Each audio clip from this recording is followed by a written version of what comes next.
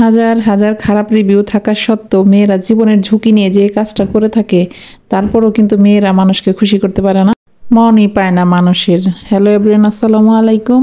আশা করি যে যেখান থেকে আমার ভিডিওটি দেখছেন একটা লাইক দিয়ে শেষ পর্যন্ত ভিডিওটি দেখবেন। যে কথাটা বলতেছিলাম সেটা হচ্ছে, মেয়েরা যে কাজটা করে তা হচ্ছে জীবনের ঝুঁকি নিয়ে বাবা মাকে ত্যাগ করে এসে সারা জীবনের আত্মীয় স্বজন বন্ধু বান্ধব সব কিছু, নিজের পরিচিত বাসা বা বাড়ি বা জন্মস্থান ফেলে রেখে শ্বশুরবাড়িতে আসে। এত এত কিছু ত্যাগ করার পরে কিন্তু মেয়েরা আসলে মন পায় না। তো আমি আজকে রান্না করতেছিলাম এই যে শাকগুলো, কলমি শাক, এগুলো হচ্ছে আমার ছাদের কলমি শাক। তো ছাদ থেকে আমি প্রায়ই, এখন তো বৃষ্টির সিজন, মানে আজকে শাক উঠাইলে আবার 5 দিন পরে আবার শাক ওঠানো যায়, মানে এই শাকটা খুব দ্রুত বাড়ে। তো এই সিজনে আলহামদুলিল্লাহ আমার কলমি শাকটা কিনে খেতে হয় না, আমি ছাদ থেকে নিয়ে খেতে পারি। তো এই যে কলমি শাক নিয়ে আসছিলাম, আর সাথে কিছু রুই মাছ আমি ভেজে নিব। রুই মাছ দিয়ে আজকে একটা তরকারি রান্না করব, আর সাথে আপনাদের সাথে কিছুটা গল্প করব। সেটা হচ্ছে ওই যে মেয়েরা যে রিস্কটা নেয়, প্রত্যেকটা মেয়ে এই রিস্কগুলো নিয়ে সারা জীবনে সব কিছু, বাবা মা, জন্মস্থান, আত্মীয় স্বজন সব কিছু ফেলে রেখে এসে শ্বশুরবাড়িতে এসেও এত কিছু ত্যাগ করে কাজকর্ম করার পরেও, সংসার করার পরেও অনেকেই অনেক কিছু মানে নিজের ইচ্ছা, নিজের ভালো লাগা সব কিছু বিসর্জন দিয়েও কিন্তু কারো মন পায় না। তো আসলে কি আর করা, মেয়েদের জীবনটাই মনে হয় এরকমই, যে সারা জীবন তাদের কষ্ট আর ত্যাগ তিতিক্ষা করে যেতে হবে, কিন্তু মানুষকে খুশি করা যাবে না।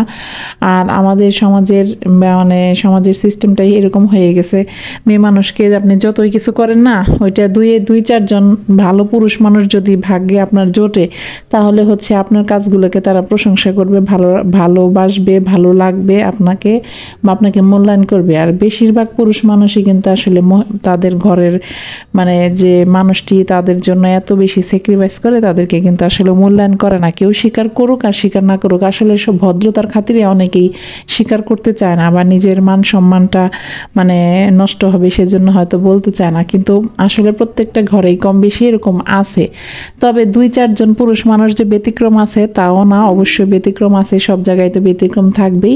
তো আলহামদুলিল্লাহ কম বেশি ভালো মন্দ মিলায় মানুষ, আর মেয়েদেরকে এই মানায় নিতেই সংসারটা করতে হবে। কি আর করা, চলে যেহেতু আসছি সংসার করতে, বিয়ে শাদী করে সব কিছু ত্যাগ করে, বাবা মাকে ত্যাগ করে, আর এখন এখানেও আবার আমার সন্তান হয়ে গেছে, এখন সন্তানকে ফেলেও তো যেতে পারি না। এইটাও হচ্ছে আরেকটা বিশাল কারণ, যে সন্তানের কারণে মায়েরা হচ্ছে সংসার ছেড়ে যেতে পারে না। সন্তানের জন্য অনেক কষ্ট সহ্য করেও সারা জীবন এই সংসারের মায়ায় পরে মানে জীবনটা কাটিয়ে দেয়। তো এই তো আমার তরকারিটাও রান্না করা শেষ হয়ে গেছে, আর এভাবেই তো প্রতিদিনই রান্নাবান্না করি আর আপনাদের সাথে শেয়ার করি। আমার ভিডিওগুলো কেমন লাগলো অবশ্যই কিন্তু কমেন্ট করে জানাবেন, আর ভালো লাগলে কিন্তু শেয়ার করে দিবেন। আমাকে যারা ভালোবাসেন, যারা আমার ভিডিওগুলো রেগুলার দেখেন, আপনারা কিন্তু অবশ্যই পারেন আমার ভিডিওটা একটা করে হলেও শেয়ার করে দিতে। তো যারা শেষ পর্যন্ত ধৈর্য ধরে দেখলেন, সবাইকে অসংখ্য ধন্যবাদ। সবাই ভালো থাকবেন।